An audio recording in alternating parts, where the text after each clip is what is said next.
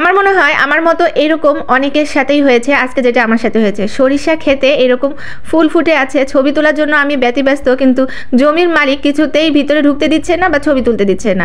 আমি যে কী বিড়ম্বনায় পড়েছি সেটা আপনাদেরকে বলে বোঝাতে পারবো না। একে তো 7-8 বছর পরে আমি সরিষা খেতে এভাবে ছবি তুলতে অনেক দিনের ইচ্ছা আমি পূরণ করতে গিয়েছিলাম, আর সরিষা ক্ষেতটা পাওয়ার পরে সেই মালিকের চিল্লাচিল্লি আমি ভীষণ মানে বিব্রতিকর অবস্থার মধ্যে পড়ে গিয়েছিলাম। তারপরে অবশেষে তারা আমাকে পারমিশন দিল, যখন বুঝতে পারলো যে আমি এখানে কিছুই করব না, শুধুমাত্র ছবি তুলবো, একটু ভিডিও করব, তখন সেই মালিক খুব খুশি হয়ে আমাকে পরে সরিষা খেতে ঢুকতে দিল এবং ছবি তুলতে দিল।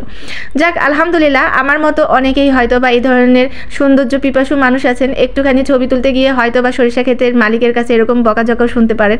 আমার সাথে আপা খুব দুষ্টামি করছিল, তো আমি বলছিলাম আমি আগে ছবি আর ভিডিওটা করে নিই, তারপরে তোমাদের কথা। মানে এত সুন্দর ফুল ফুটে আছে সরিষা ক্ষেতে, কারোই মন মানছিল না। আমার বাচ্চা থেকে শুরু করে সবাই অস্থির হয়ে গিয়েছে একটু ভিতরে ঢুকবে, আমি একা কেন ঢুকেছি, ওদেরকে আমি কিছুতেই সামলাইতে পারছি না। আপনারা ভিডিওতেই দেখতে পাচ্ছেন সবগুলো ফুটেজ আমি রেখে দিলাম আপনাদেরকে দেখানোর জন্য, কারণ আমি এইরকম একটা সিচুয়েশনের মধ্যে পড়বো কোনোদিন ভাবতেই পারি নাই। আর কত সুন্দর জিনিসটা শুধু ফিল করেন। তারপরে আমি একে একে তাদেরকেও যাওয়ার সুযোগ দিলাম সেখানে। আমার ছেলেকে নিয়ে আমার খুবই টেনশন কাজ করছিল, ও এরকম ফুল দেখে অবশ্যই ধরবে বা ছিঁড়বে, কিন্তু আমি মালিকের কাছে কি জবাব দিব এই টেনশন করছিলাম। তারপর ওদেরকে বললাম যে তোমরা সাবধানে ওকে নিয়ে যাও, আর ওরা হচ্ছে ওকে খুব সাবধানে নিয়ে রাখছে যাতে কোনোভাবেই সে ফুলটা না ছিঁড়তে পারে। মানে ও তো রেডি ছিল এখান থেকে ফুল ছিঁড়বে, কিন্তু ওকে অন্য কোনো কাজের মধ্যে ব্যস্ত রাখার চেষ্টা করা হয়েছিল। এরপরে সরিষা ক্ষেতের ভিতরে আমরা সকল ছবি ভিডিও তোলা শেষ করে তারপরে আমরা আশপাশের দৃশ্যগুলো দেখছিলাম। এত সুন্দর একটা গ্রাম এই জায়গাটা। আমি আসলে এর আগেও একবার এসেছিলাম, কিন্তু তখন অন্য সিজন ছিল। এখন সরিষা ক্ষেতটা দেখে আমার কাছে আর গ্রামটা আমার বরাবরই খুব ভালো লাগে। আর এই জায়গায় এনারা হচ্ছে পেঁয়াজের বীজ কাটছিল, আর আমি তাদেরকে বললাম যে আমার ছেলেও তোমাদের সাথে কাজ করবে, তো তারা খুব মানে স্বতঃস্ফূর্তভাবে জিনিসটা রাজি হলো এবং বারবার জিজ্ঞাসা করছিল যে আমরা কোথায় থেকে এসেছি। আর এইদিকে এই বাবুটা আমার ছেলের বয়সী হয়তো বা, তাই ওকে বললাম যে তুমি ওকে একটু হেল্প করো।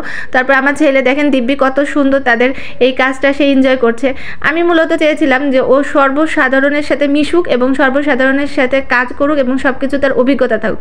তাই আমি মা হয়ে বারবার তাকে বলছিলাম এটা করো ওটা করো, আর সেও দেখছিলাম ভীষণ খুশি, আপা পিছনে দাঁড়িয়ে আছে যে ও কোনো সমস্যা হয় কিনা। তো আমি বলছিলাম তুমি ওকে ছেড়ে দাও, ওকে ওর মতো করে কাজ করতে দাও। তো সে অপেক্ষা করছিল যে আবার নতুন কিছু হলে সে সেটাও করবে, কিন্তু আমি আর তাকে আর কোনো সময় দিচ্ছিলাম না, কারণ বেশ অনেকখানি সময় সে এই কাজটা করেছে আর আমাদেরও বাসায় ফিরতে হবে। আর এদিকে একটা কল পেয়েছে, সে কলটা পেয়ে সে পানি মানে উঠানোর চেষ্টা করছিল, কিন্তু কোনোভাবেই সে সাকসেস হতে পারছিল না।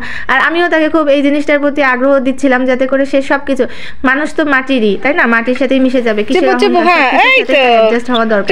তাই আমি বারবার তাকে এটাই প্রেশার দিচ্ছিলাম যে তুমি এটা করো, তুমি এটা করো, করো করো করো।